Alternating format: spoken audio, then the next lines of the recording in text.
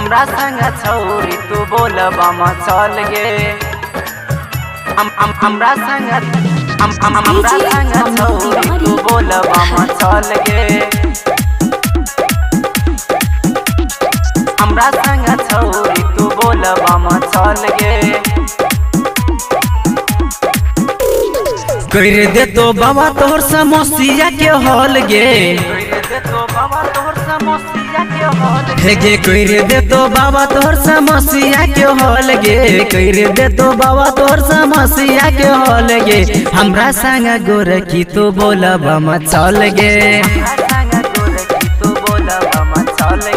हमरा संग छौरी तू देव घर चल गे।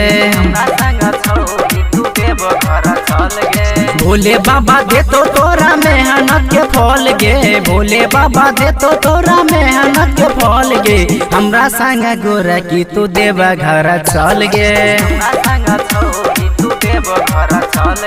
हमरा संग छौरी तू बोलबम चल गे।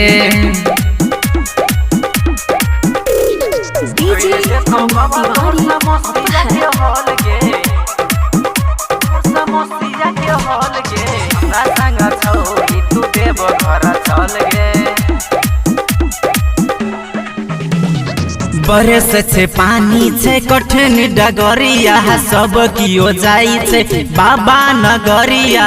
सब कियो जाई छे बाबा नगरिया। गे बरस छे पानी छे कठिन डगरिया सब कियो जाई छे बाबा नगरिया। बाबा नगरिया। कट जतो पाप तोहर ढेर लियो जल गे। कट जतो पाप तोहर ढेर लियो जल गे। हमरा संग छौरी तू बोलबम चल गे। हमरा संग छौरी तू बोलबम चल गे।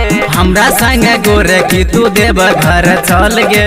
हमरा संग छौरी तू बोलबम चल गे। हमरा संग